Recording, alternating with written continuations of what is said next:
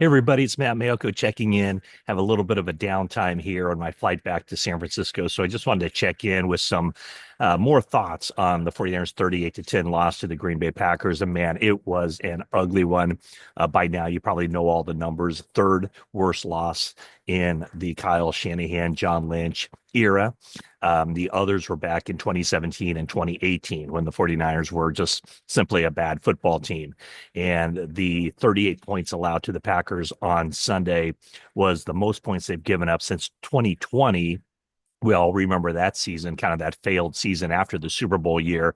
They gave up 43 points to the Miami Dolphins that year. So 38 points, 38 to 10. And I mean, it in a lot of ways, it seemed a lot worse than that. And the ripple effects, I'm sure, will be felt here through the rest of the season and maybe into the offseason as well, unless somehow the 49ers find a way to dig themselves out of this mess. Okay, so first off, I wanted to say that this is brought to you by Canyon Club Brewery. It's a brewery, a restaurant, beer garden, all in Moraga, California. So check it out if you haven't already. Tell them I sent you. And they have a great variety of beers as well as menu items. So, Canyon Club Brewery coming soon to the Livery in Danville. So, right now it's in Moraga. There will also be a location opening soon in Danville. Okay, so when I look at this, the areas where the 49ers really have to address, probably in the off season, and this is no big shock. It's special teams with coordinator Brian Schneider and also defensive coordinator with Nick Sorensen. I would just want to read you something that Fred Warner had to say after the game. He talked about how the Green Bay Packers were able to just really run through the 49ers in the first half of that game. And what Fred Warner said was they presented different run looks than what we prepared for in the first half. We adjusted as the game went on, which was helpful, but we got to be better from the jump. Now, with the Packers come into this game having already played double-digit games, I just don't know how a defense cannot be prepared for like every run look that the Packers would be throwing their way. It's not like they ran a completely different offense in that game. So that certainly doesn't bode well for the defensive coaching staff, obviously led by Nick Sorensen, but also defensive line coach Chris Kocurek. So those are the kinds of things that I think that the 49ers have to take a hard look at, because after Kyle Shanahan fired Steve Wilks, he had his pecking order, his list of guys that he wanted to bring to the 49ers. And, I know I think he made a phone call to Bill Belichick, but I think the guy that he really kind of wanted to hone in on was Jeff Ulbrich, who was the defense coordinator of the New York Jets. And so, I know some of the stuff that went on there. I know it's been widely reported the Jets didn't give Ulbrich permission to talk to the 49ers about that job, or to come to the 49ers. I think there was a lot going on kind of behind the scenes with that. I know some stuff that in speaking with Jeff Ulbrich about it, just some other areas that didn't necessarily make it the right timing for him. Now that he's the interim coach of the New York Jets, and the Jets are just, I mean, they are a train wreck, just a tire fire of an organization.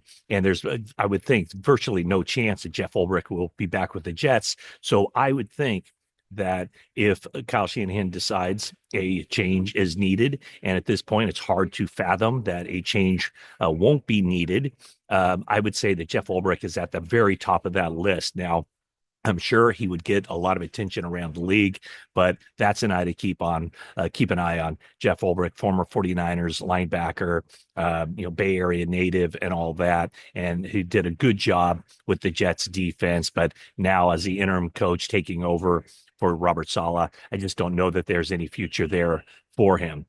And then special teams, it's been an absolute disaster all the way around. So I would think that they'll have to look long and hard there about doing something about special teams. And that's perhaps the leadership with that group, but also just the philosophy. A couple of years ago, they did go out in free agency and sign Oren Burks and George Odom, a couple of guys known for good special teams play. But, it's just been one absolute disaster after another. and basically in all areas of special teams. Special teams isn't just the one spot. I mean, it's not just the kicking and punting, but it's everything. It's the protections, it's the return game, it's the penalties within the return game. I mean, it's just everything that you could possibly expect, or anything that could possibly go wrong for 49er special teams. That's what's happened. And basically from the second game on this season, there's just been so many meltdowns. So I do think that in free agency, they have to look at adding guys who are core special teams players like they did a couple of years ago, and try to get that part of the game back on track, because now, the offense wasn't as dominant this season as maybe it had been in the past. So there's a finer line there that they have to walk. And special teams is an area where I know Kyle Shanahan's thought has always been, you don't have to win a game on special teams, just don't lose it. Well, they've been losing it time and time again. And then the defense, I think the defensive line is an area where they have to address. Some of the stuff has been, simply bad luck with injuries. In the game on Sunday, that was the first time I think that really Charvarius Ward's absence really kind of popped up in this one. So, I looked at the PFF grades coming out of this game. 49ers had 19 missed tackles, 19, and 10 of them came in the first quarter. And the guy at the top of the list is somebody you certainly would not expect, and that's Fred Warner. Now, a lot of that probably has to do with, he's getting in on a lot more tackles than anybody else, but still, Fred Warner, 4 missed tackles in this game. That was the worst on the team. Jair Brown and Isaac Yiadom both had 3 missed tackles. Ronaldo Green had 2 missed tackles, and then 7 different players had 1 missed tackle. So it was a widespread issue on Sunday. According again to the PFF grades, the 3 lowest 49ers defensive players as far as their grades: Ronaldo Green, Fred Warner, Devondre Campbell, and Isaac Yiadom. So 49ers need help on defense. Bill Walsh would always say that you can coach up offense, but you need players, you need athletes, you need those guys on defense. And right now, the 49ers seem to be severely lacking in that. The offense, of course, holds its share of the blame as well, with the 3 turnovers, Deebo Samuel having a couple passes go through his hands. All in all, Brandon Allen probably gave the 49ers about what they expected. But the rest of the offense really didn't show up. Christian McCaffrey with a fumble and just not providing the 49ers with that spark offensively, including PFF graded him down for a blocking assignment error, not assignment, but in pass protection. He gave up a sack. 49ers gave up 2 sacks on the day. McCaffrey and Dominic Pooney were the 2 guys responsible for those sacks. And Pooney had his worst day in the NFL, 3 penalties, and also he gave up a sack, 3 hurries, and 4 pressures total. The best guys in pass protection for the 49ers were the offensive tackles. Colton McKivitz only gave up 1 hurry the entire game, and Jalen Moore 2 hurries as he filled in for Trent Williams. So we'll see where the 49ers go from here. They have some injured guys that could potentially be back against the Buffalo Bills, but it's getting close to that time where the 49ers have to start, turning the page a little bit on this season and try to set themselves up for next year. And so, right now there's still 6 games left.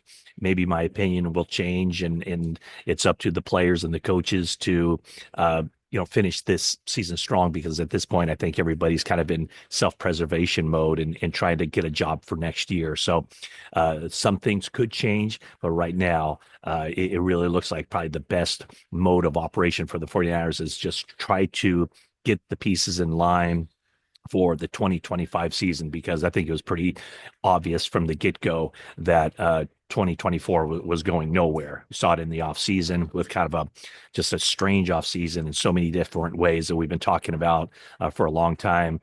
And they just haven't been able to get their act right on the field either. So again, thanks for watching this video. Please subscribe, and I'll be back soon with another video.